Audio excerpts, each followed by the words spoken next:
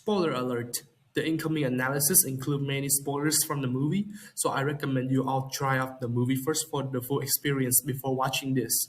It is really short, just about an hour and 28 minutes.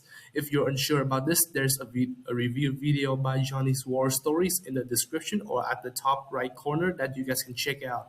Should I do my own review for this movie? Let me know what you guys think down in the comments. I plan not to do a review since it has already existed, and also I think most of the things plan to say have already been said in Johnny's War Stories. Alright then, enjoy the video. In 1864, Denmark lost the Second Schleswig War and ended up ceding the duchies of Schleswig, Holstein, and Lauenburg to Prussia.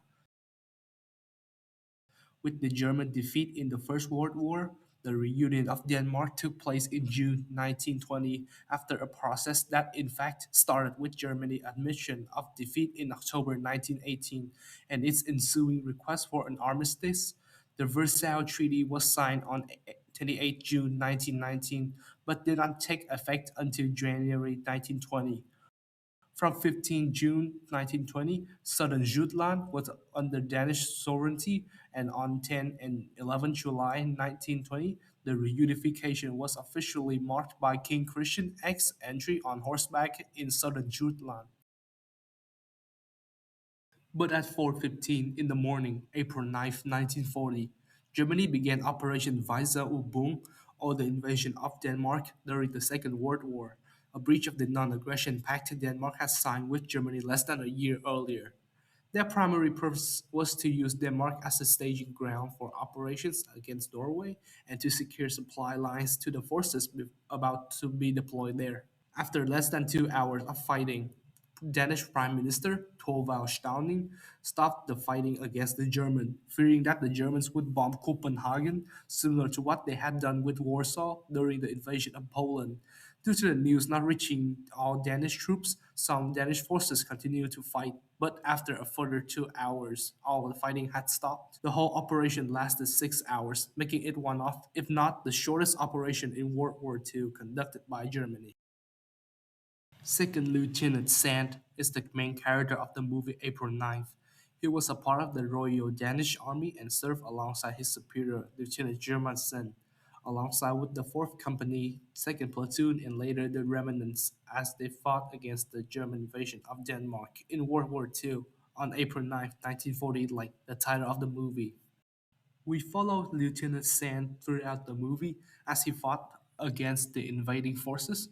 Although he and other officers wanted to fight to protect the country from the invading German forces, they were constantly being limited by not only their own lack of ammunition and modern equipment, inexperience, ill preparation amongst the soldiers who had never seen combat, but also from the chain of command of the higher up as they hesitated in making decisions and negotiating to prevent provoking the Germans, despite the opposite forces' intention Det er jeg being klar over, clear already. generalmajor, men vi befinder os 10 kilometer fra grænsen. Hvis vi venter her, til grænsen er overskredet, så har vi ikke tid til at gå i stilling. Undskyld mig, men har generalstaben overhovedet overvejet at forsøge at tale ministeren til fornuft? Jeg mener, den seneste optrapning taget i betragtning.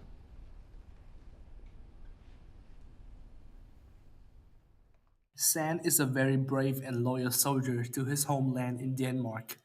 He knows when to be strict and when to be gentle and Det er caring en to del af his 4. men. kompagni af den cykeldeling. De er ikke alene.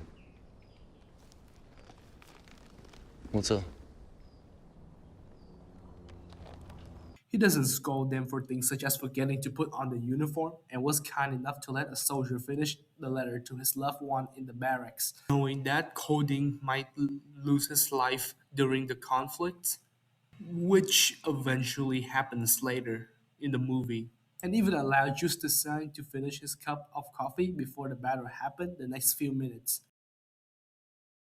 Sand followed the original order from above strictly for the most part, even when asked by the encounter unit to join forces after what they encountered, which could be a potentially better alternative solution after what they had been through. Although Sand himself was conflicted with many options, he eventually still remained with the original orders being given to him, setting aside their warning of the incoming forces that they had faced.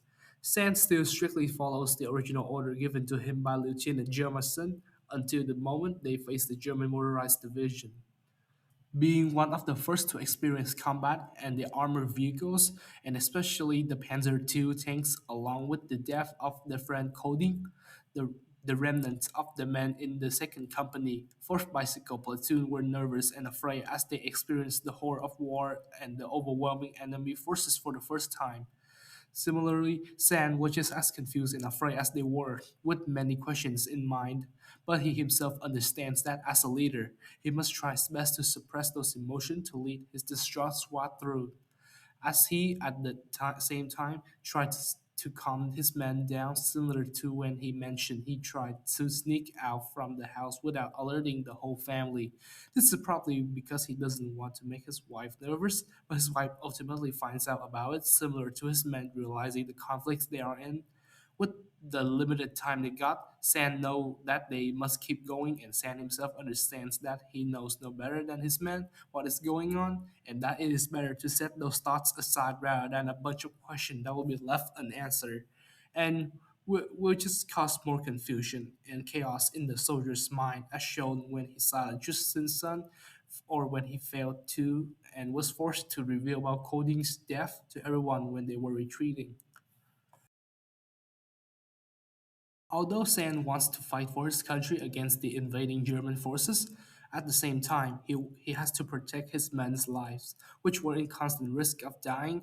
He also struggled to see if this war is worth fighting for.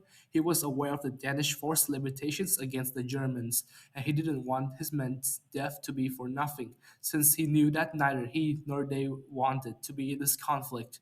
They have their own families, loved ones, and even Sand himself has a family to look after. He wants to stand up to fight against the invading forces, but at the same time, he is responsible for the lives of his men.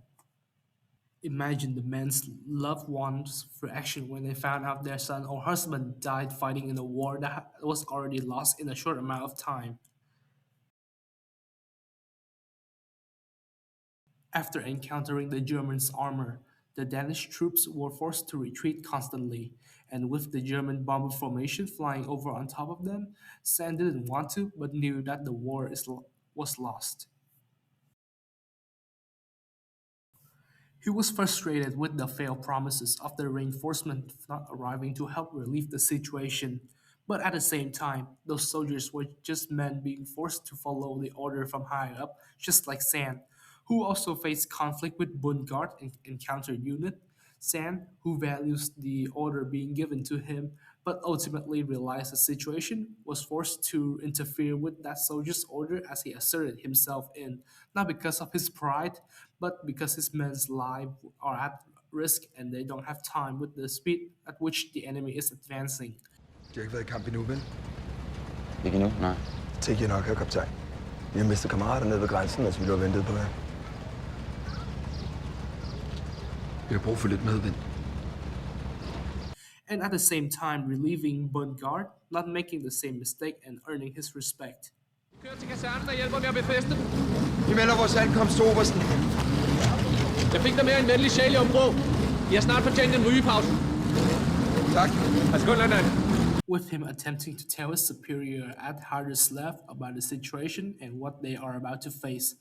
The garrison hasn't experienced battle yet, but then again, he was reminded by the colonel for whom he was serving, for God, King, Country. Sørg for det. Jeg vil oberst.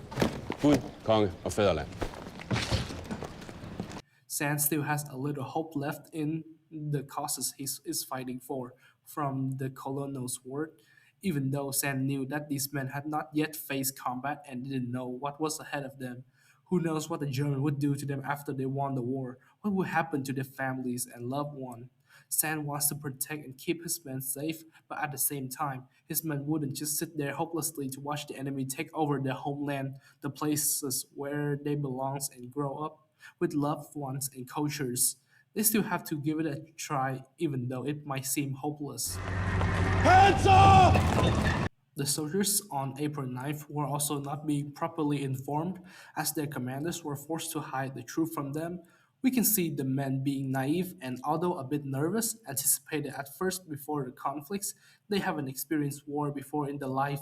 They didn't know what was going to happen, but they still remained who they were during the drill practices, not realizing the situation they were in until they faced combat. But the depth of coding set them up for what's to come. Still, they struggle to comprehend the situation they are in, trying their best to remain calm. But despite that, we can still feel that inside them, they are very nervous and afraid of what is going to happen. Although they are facing hardship, we can see that the men clearly show care for each other through words and action. With the moment when Sand comforts Norshkov after his friend's death.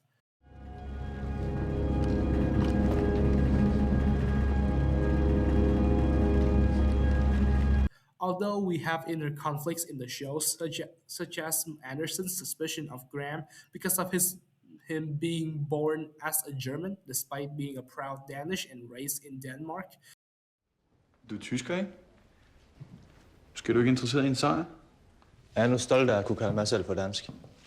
Men du er jo ikke dansk. Det er faktisk lige præcis det, jeg er. Din far er tysker, ikke? Jo. Så er du sgu da også tysk. Du er virkelig dummere, end jeg troede. Hvad behar? Det er altså ikke en lek, det her. And Graham taking the order to the very extreme, like other officer, and with one of the moment where he keep putting pressure on Anderson while they are fixing the bikes from the damage.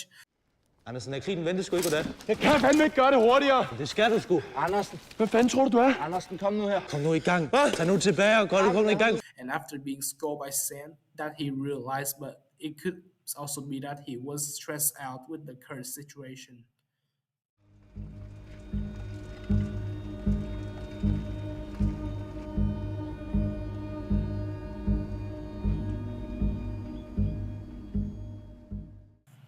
So, was it all for nothing? Did all of their effort go to waste?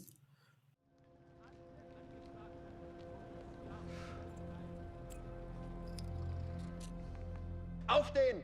We have one scene that shows an old lady who doesn't see that this is a war that is worth fighting for.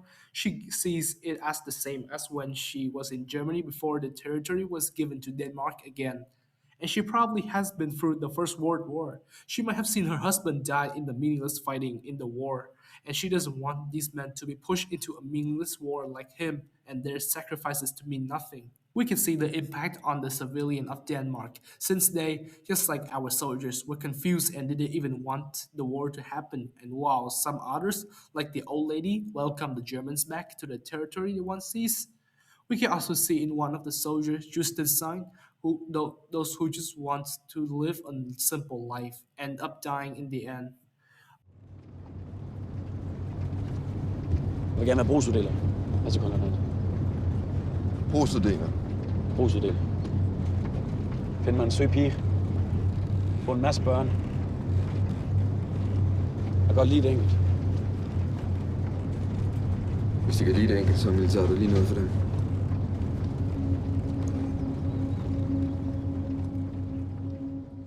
Although his death could have been totally avoided, but Sand was the one to keep them all fighting. But due to miscommunication, they didn't receive the news that the country has surrendered. Although Sand could have surrendered himself along with his men, he didn't do that until the last moment when he drew out his pistol that would never be fired in his final stand.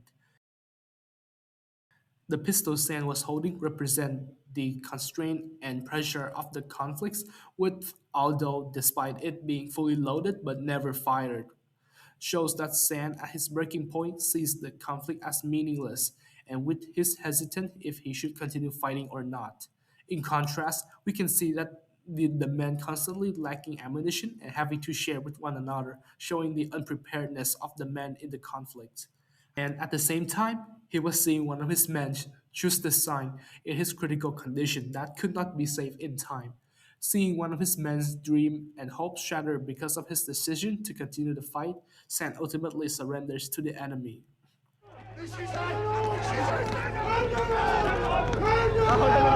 Hold hænderne højt! Kom op bag mig, soldater! Det er ikke Kom op bag mig! Nicht schießen, wir haben keine Waffen! Ich kann verlieren! Nicht schießen! Lieutenant Sand said. Vi bliver nok de første til at møde dem. Nogen skal jo være de første. Someone has to be first. And throughout the shows, we can see that is the case. Sam has to be the first to lead. Someone has to carry the burden and responsibility. Someone has to make a decision. And they have to be the first to inspire others to fight. And the fighting wasn't all for nothing. Their resistance showed us the will of a person to fight and protect what they belong to. The men you see in this movie are just normal people like us. The one you see working in an office, restaurant, construction workers, there are no special people, just people with their lives ahead being dragged into the conflict to defend the places they live and work in. They could have chosen to surrender to the enemy earlier on to save the lives of the men from both sides from being thrown into the onslaught, but they kept fighting to the end, even if they lost.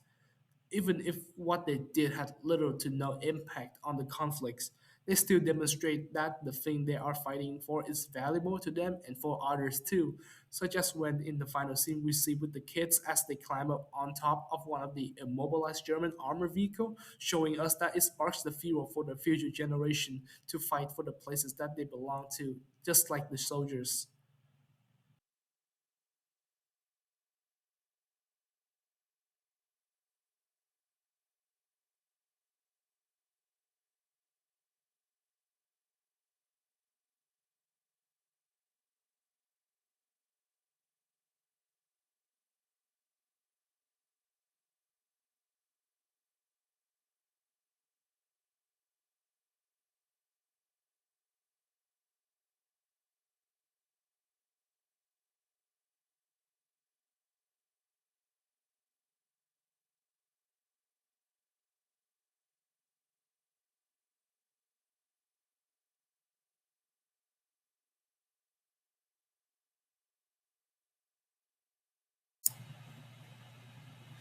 All right. Thank you guys for watching. If you guys like this video, leave a thumbs up, subscribe, and comments below. And if you guys don't like it, leave me a dislike and comment, share your thoughts and criticism,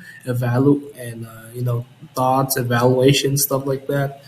All right. I think I did like a pretty unorganized way for this analysis video, and I am really want like criticism and thoughts of you from you guys for me to improve this video on much more better. I feel like I there's certainly some parts or like analysis I'm struggling with, and also the historical research I did. Please, if you guys are any like history expert or nerd or just like historian watching this video, please fact check for the thing I've researched. I'll cite all the link I got the sources and images from it down below. Thank you guys for watching. Please, like usual, thank you. I've been dragging this project for too long, like almost like 2 weeks, and yeah, it's like in the end of like my winter break. This is like my last video. I plan to do like 2 more during the break, but I was too lazy in playing video games, so I'm sorry about that. And I plan to do like drawing, but I didn't. But we'll see. Thank you guys.